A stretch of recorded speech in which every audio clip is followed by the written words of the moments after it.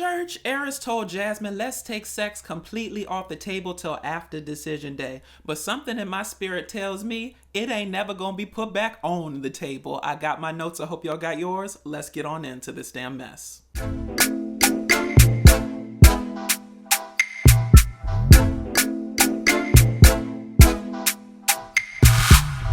All right, y'all, so to my returning church members, baby, welcomes. And to all my new people, please make sure to smash that subscribe button and to also click that bell notification so you are notified every time I decide to upload a video. Now, baby, listen, my spirit today is given anniversary.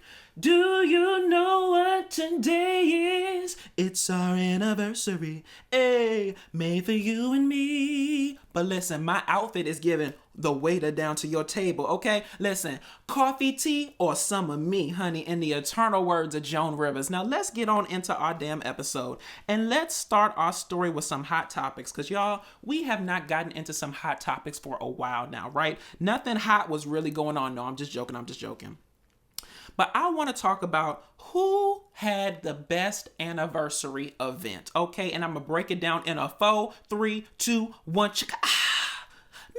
That's that Janet Jackson from a couple of reviews ago, okay? If you didn't get into it, baby, then you don't know nothing about it, okay? But listen, 4, 3, 2, 1. So in number 4 place, in last place, I'm going to put Nicole and Chris in this helicopter ride. Now listen, to most people, a helicopter ride will be something beautiful, something amazing, something special. But to me, listen, Kobe and Gianna Bryant, honey, never forget and RIP, okay? Ever since that damn tragedy, I have looked at helicopters completely different, okay? And for me, you would have to sedate my ass to get me on a damn helicopter today, okay? So I'm glad that Nicole and Chris made it up and down in a safe fashion, and they are still among the land of the living, but you could not pay me to get on a damn helicopter. My damn anxiety will be acting up too much. So that's in number 4 for me.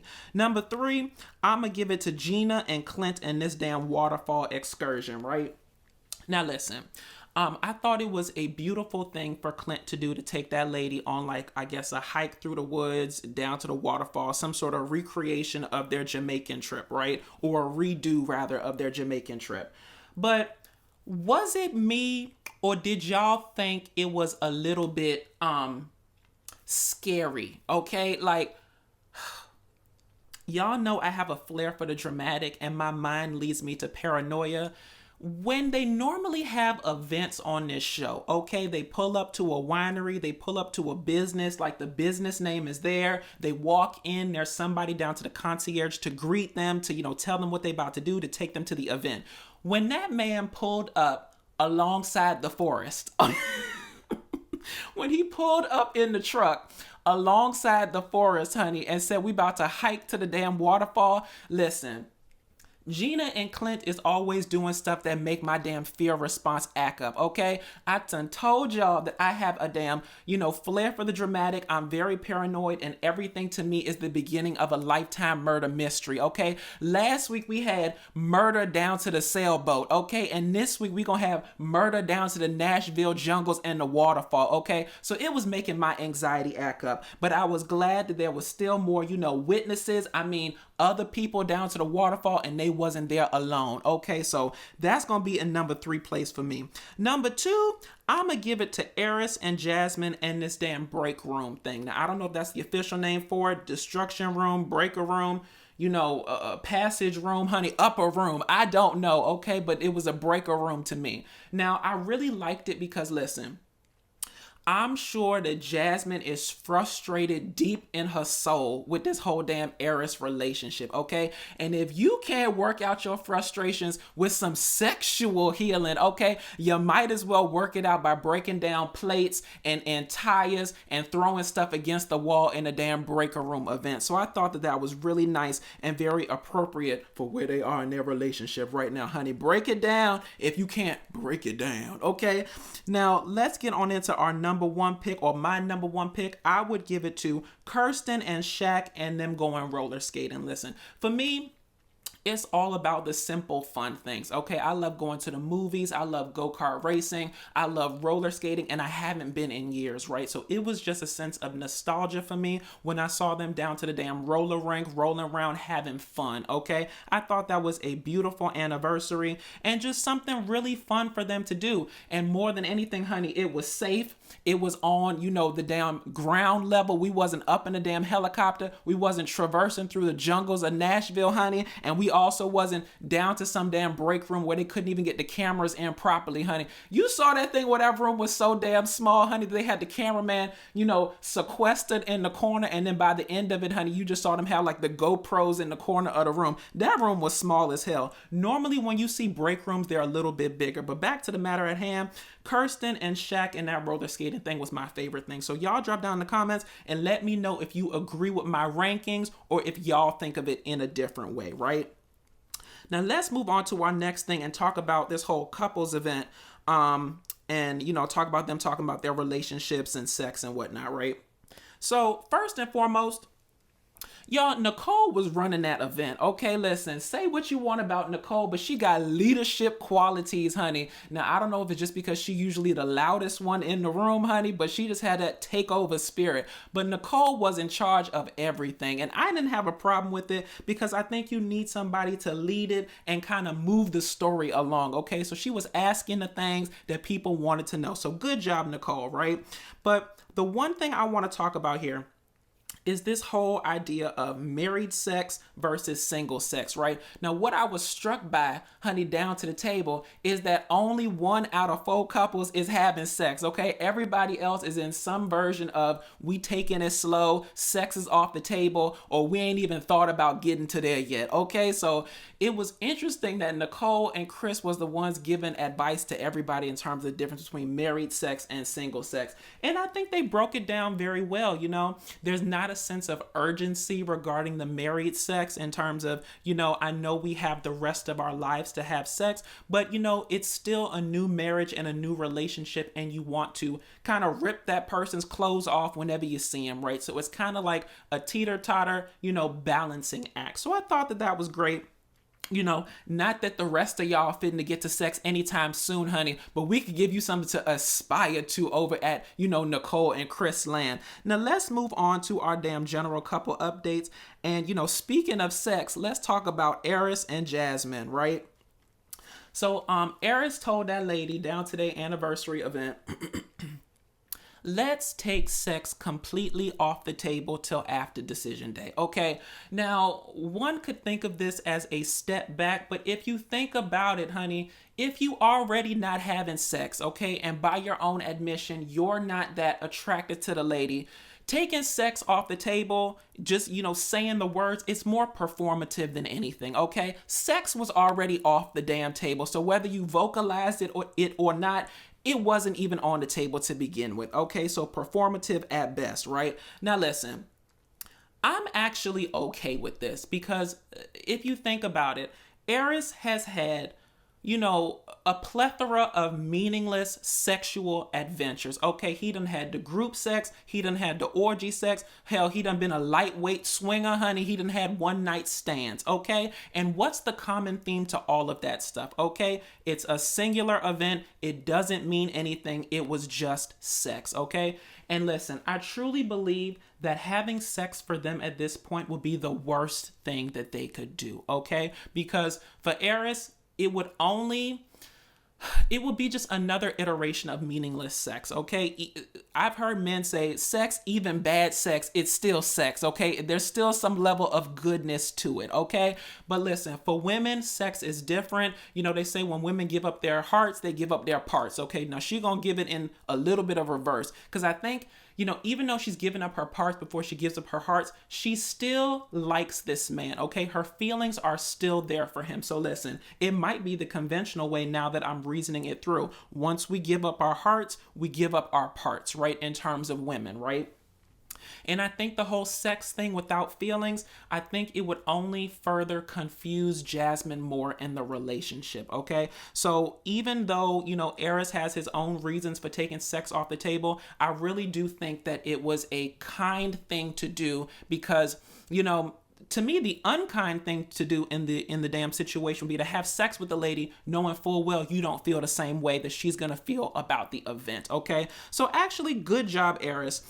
Even though it's something that kind of gave her a bit of pause or put her kind of on the defense, I think that in the grand scheme of things, it's probably the kindest thing he could have done in that situation, right? Like, let's work on the relationship. Let's work on trying to find some commonalities, and let's just take the pressure of sex off the table, even though it seems like the person who was actually feeling the pressure of the sex thing was more Airris than anything, because Jasmine said, I just want you to be attracted to me, okay? In so many words. She didn't physically say that, but that's kind of the sentiment that she was giving, right? I think she would be happier at this point with the attraction versus, just the act of sex, because that's fleeting. But the attraction thing is the most important thing to her. And another thing, listen.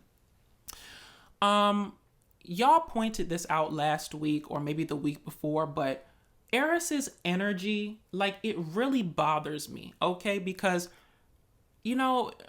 say what you want about interpersonal relationships, but we feed off of energy, okay? If someone was low energy, if someone was like not bringing it, you would feel that in the conversation, and it innately makes you want to pull back and withdraw, okay? And every time you see Airris on the screen, his energy is low. His eyes look half lidded. I can't tell whether he is on something, allegedly, because y'all know all I got is this greenery wall behind me. I'm not trying to get sued for anything, okay? But it just seems like his energy is low. Did you take an edible before filming? Are you on some weed? Is you on some damn medication to get over allergies to all her damn dogs, okay? Like, make it make sense. Why is your energy so low? And combated with that type of energy, it makes you not want to give much, okay? So I don't know if Airris's energy is actually reflective of, where he sees the relationship going, or where he is at the time, or if it's just the fact that you need to up your damn, your ginkgo biloba and your trips to damn GNC to get you some damn vitamins, to get you some damn vitamin C energy, okay? Like, y'all drop down in the comments and let me know what you think. But the one cardinal thing and the kind of weave that I'm seeing in here in terms of this thread that's being weaved throughout their story is Jasmine is going to F around and make this man make her self-esteem plummet, okay? Don't you ever let any man, choose, influence, enact your own self-esteem, okay? It's called self-esteem. In the eternal words of Cat Williams, it's the esteem of your MFN self, okay? You know who you are. And isn't it funny that you can be a beauty queen, you can be a supermodel, you can be Heather down to the damn corporate office working a 9-to-5. You have your own, vision, your own, mindset in terms of who you are throughout these 30 some odd years. And one man can come along, okay? One man can come along, and just because he does not, he does not view you as the gift that you are, your self-esteem plummets, okay? And what we're seeing in Jasmine is that she's starting to view Airris's lack of attraction to her as something that's innately within her, right? And that's the most dangerous thing you can do. Never let an attractive man affect your self-esteem. Never let an ugly man affect your self-esteem. Never let any man in between affect your self-esteem. And Jasmine, don't you ever let a damn sleepy ass man affect your damn self-esteem, okay? I'm talking to you through the screen. Don't you ever let them do it, okay? You are worth more, you are valuable, and just because this man cannot see your worth does not mean that that's a reflection on your self-esteem and who you are as a person. Now let's move on before I get mad. Now let's talk about Kirsten and Shaq. And let's talk about Shaq's patience tank being exhausted. Now listen, we saw the beginnings of this last week in terms of that whole little spa event where Kirsten, lost her damn mind and her train of thought, and mama didn't even know whether she was going or coming in terms of whether she got too much stuff in her life to share or not enough at all to share. She's an open book, right?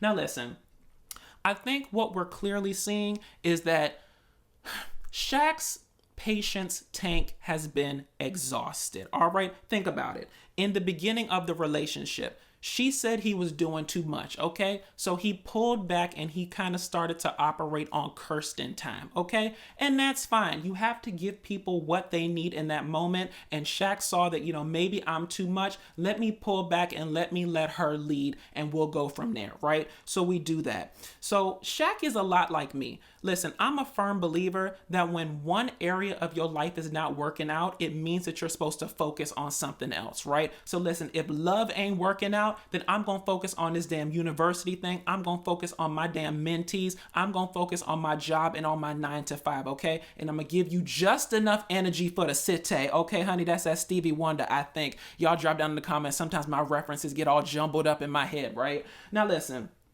So he pulled back in the beginning of the relationship, right? Then we come to the fact that, they're building commonalities, they're getting closer, and we have this damn spa event last week. And, she wants him to spend more time with her. He shows her the mentees. He shows her more of his life. He tries to integrate the two. He gets very vulnerable and goes very deep with her, right? Emotionally. And when it comes time to reciprocate, you don't have anything to give, okay? What do you want, okay? What do you want? That cardinal question that Olivia Pope would always ask her clients, because you can't have it both ways, okay? You can't have, on one hand, the man doesn't share with you, okay? And then on the other hand, you want him to share with you, he finally shares with you, and then you ain't got nothing else to share in return. It can't be one-sided, okay? And what you're seeing in real time is Shaq's patience tank has been exhausted, okay? You got to put up or shut up, honey. It's put up or shut up time, okay? You have to show up, and it can't always be under this whole guise of, I need to take things slow. I'm not a good kisser. My apartment is barren and it's looking like first, last, and security deposit was stressing my ass out. Like, eventually, you gonna have to show up and do some damn work. It can't all be on him. And what you are seeing is that man's frustration level is rising as his damn patience tank is being exhausted. And that's the most simple way I can break that thing down. And let's talk about Nicole and Chris, right? Now, listen. I have said a lot about Nicole's dad, this season or whatever, and I did think that he was basically a part of that damn hating ass team, and I said that him and Airris's hating ass cousin should basically hold hands and make a hating ass team. But listen, Nicole's dad redeemed himself in my mind this episode, baby, when that man came in and channeled his inner Lotto and said, "Bad bitch, I could be your fantasy. Don't you know you need some big dick energy?" Okay, listen, Nicole's dad, you better work, okay? That man basically came in and said, you can be an alpha in a relationship even as the nice guy, okay? And I do agree with what he's saying, but y'all, is it me? Or why does everybody think of Chris as a lamb being led to slaughter and somebody that doesn't know what they want, okay? Listen, if you think about it, does Chris give alpha? No, okay? He gives a semi-strong beta, okay? Semi-strong beta man, that's what he gives. But listen, whenever Chris doesn't get his way, or whenever he truly wants something, what does he do? He pouts, he cries, and he gets manipulative, okay? So he has a toolbox of things to pull from. So I don't know why everybody keeps thinking that Chris is this little lamb being led to slaughter. And listen, they keep talking about, like, Nicole's dad basically, talked about it as well. Nicole will run all over him, okay? If you give her an inch, she'll basically take a yard and she'll do what she needs to do. We haven't even seen it yet, okay? Every single time, if Nicole is this big bad wolf or this, alpha female who's going to take charge and do whatever she needs to do, baby, we haven't seen it yet, okay? So I'm not saying it doesn't exist. I'm just saying maybe it's one of those situations where y'all make it out to be more than what it is, okay? Because listen, quiet as it's kept, Chris is a match for that lady, okay? Now, I don't agree with his manipulative ass methods, okay? But when he wants to get his way, he finds a way to get his way, okay? So we'll see how that goes, but good job, Nicole's dad. You better keep working on your damn inner Lotto, honey. Bad bitch, I could be your fantasy. Don't you know you need some big dick energy, all right? Now, let's move on to this whole negative Nancy thing, aka Nicole, right? So negative Nicole. So they are looking at the damn, month anniversary and the book of the wedding and stuff like that. And Nicole, all she keeps talking about is, her hair had fallen, her makeup wasn't right, she didn't like this, she didn't like that. Listen, I'm not saying that I haven't been the same type of person who, when I look at myself, I only see the negatives sometimes and not the positives. And y'all drop down in the comments and let me know if this is some sort of offshoot from her body dysmorphia thing.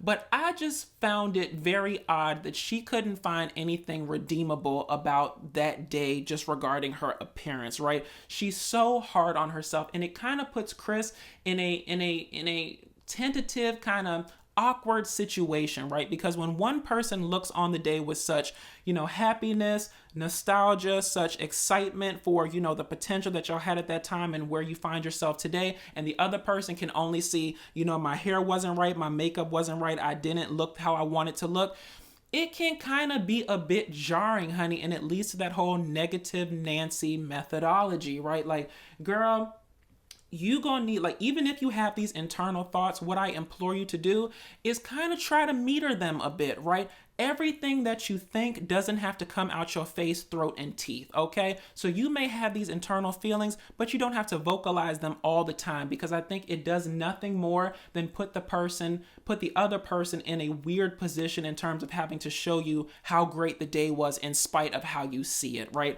So I didn't really like that, but Nicole has that whole body dysmorphia thing going on, and I don't know enough about it to kind of condemn her, but I would really implore her to kind of work on it, because nobody wants to be in a relationship with somebody who can only see the negative aspects of every situation, okay? Yeah, your hair may have not been what you wanted it to be. Yeah, your face may have not been what you wanted it to be, but the day was beautiful because it led you to where you are today, okay? So take that into consideration, and don't always be so damn negative, and don't give Chris something else to give his ass, pause in the damn relationship. Now let's move on to Gina and Clint.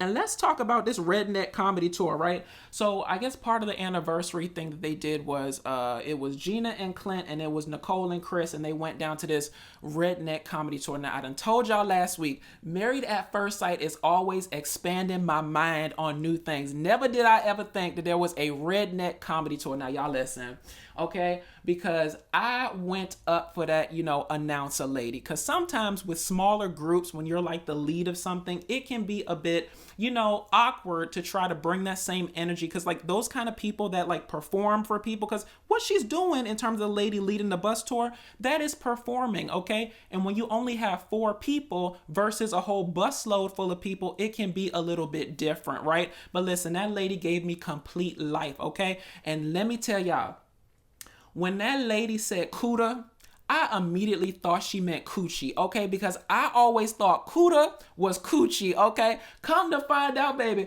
Cuda is a turtle. Okay, now I'm gonna still use it for coochie because it makes me laugh and makes me have joy deep down inside, okay? But to find out that a Cuda is actually a turtle, drop down in the comments if y'all found that, interesting as well. And then she said, a tallywhackle or a tallynackle was like, a penis. And then, what was the other thing? A beaver was the actual name for the coochie thing. So if y'all hear me say tallynackle, beaver, or cuda in future reviews, y'all know who I stole it from or who I gently borrowed it from. So thank you to the Redneck Comedy Tour. Now let's move on to this Jamaican dinner do-over, right? And so I guess, what's her name? Gina goes to the apartment and she basically blows up all these damn, balloons, and she puts the theme on in terms of the Jamaican flag and basically tries to redo or the next iteration of them redoing this whole Jamaica trip, since it wasn't as fun as it could have been for them, right?